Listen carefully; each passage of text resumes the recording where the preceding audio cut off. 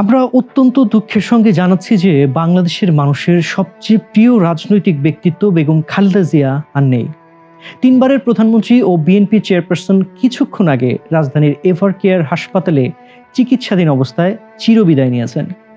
প্রায় ৮০ বছর বয়সী এই নেত্রী দীর্ঘদিন ধরে আর্থ্রাইটিস, ডায়াবেটিসের পাশাপাশি কিডনি, লিভার, ফুসফুস, চোখের সমস্যা সহ নানা জটিলতায় ভুগছিলেন। গত জানুয়ারি মাসে উন্নত চিকিৎসার জন্য লন্ডনে গিয়েছিলেন খালেদা জিয়া। সেখানে ১১৭ দিন চিকিৎসা শেষে ৬ মে তিনি দেশে ফেরেন। এরপর শারীরিক নানা জটিলতায় তাকে বেশ কয়েকবার হাসপাতালে যেতে হয়েছে। সর্বশেষ শ্বাসকষ্ট বেড়ে গেলে গত ২৩ নভেম্বর রোববার রাতে তাকে জরুরি ভিত্তিতে এভারকেয়ার হাসপাতালে নেওয়া হয়। পরীক্ষা নিরীক্ষায় ফুসফুসের সংক্রমণ ধরা পড়ায় হাসপাতালে ভর্তি করা হয়। এরপর অবস্থার অবনতি হলে তাকে হাসপাতালের কেবিন থেকে করোনারি কেয়ার ইউনিটে স্থানান্তর করা হয়। সেখানে মেডিকেল বোর্ডের দেশি বিদেশি বিশেষজ্ঞ চিকিৎসকদের তত্ত্বাবধানে সাবেক এই প্রধানমন্ত্রীর চিকিৎসা চলছিল। তবে সব প্রচেষ্টা ব্যর্থ করে দিয়ে চিরবিদায় নিলেন খালেদা জিয়া। বেগম খালেদা জিয়ার জন্ম নাম খালেদা খানম পুতুল। তিনি ১৯৪৫ সালের ১৫ আগস্ট দিনাজপুরে জন্মগ্রহণ করেন। ৩ বোন এবং ২ ভাইয়ের মধ্যে তিনি তৃতীয়। ভাইয়েরা সবার ছোট।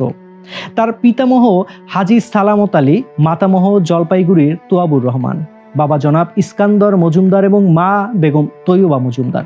বেগম খালেদা জিয়ার আদি পৈতৃক নিবাস ফেনী জেলার ফুলগাজী উপজেলার শ্রীপুর গ্রামের মজুমদার বাড়ি।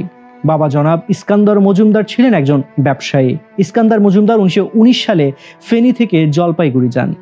বোনের বাসায় থেকে ম্যাট্রিক পাশ করেন এবং পরে চা ব্যবসায়ে জড়িত হন। ১৯৩৭ সালে জলপাইগুড়িতে বিয়ে করেন। জলপাইগুড়ির নয়াবস্তি এলাকায় ১৯৪৭ সাল পর্যন্ত বসবাস করেন এবং ১৯৮৪ সালে ১৫ নভেম্বর মৃত্যুবরণ করেন। মা বেগম তৈয়বা মজুমদার ছিলেন একান্তভাবে একজন গৃহিণী। তিনি বেগম খালেদা জিয়ার সঙ্গেই থাকতেন। খালেদা ৫ বছর বয়সে দিনাজপুরের মিশন স্কুলে ভর্তি হন। এরপর তিনি দিনাজপুর সরকারি বালিকা উচ্চ বিদ্যালয় থেকে ১৯৬০ সালে ম্যাট্রিকুলেশন পাশ করেন। একই বছর তিনি জিয়াউর রহমানকে বিয়ে করেন। এরপর থেকে তিনি খালেদা জিয়া বা বেগম খালেদা জিয়া নামে পরিচিতি লাভ করেন। তিনি স্বামীর সাথে পশ্চিম পাকিস্তানে বসবাসের পূর্বে ১৯৬৫ সাল পর্যন্ত দিনাজপুরের সুরেন্দ্রনাথ কলেজে পড়াশোনা করেন। তার স্বামী বাংলাদেশের প্রাক্তন রাষ্ট্রপতি লেফটেন্যান্ট জেনারেল জিয়াউর রহমান বীরুত্তম। ১৯৬০ সালের আগস্ট মাসে জিয়াউর রহমানের সাথে তার বিয়ে হয়। জিয়া তখন ছিলেন পাকিস্তান সেনাবাহিনীর একজন ক্যাপ্টেন।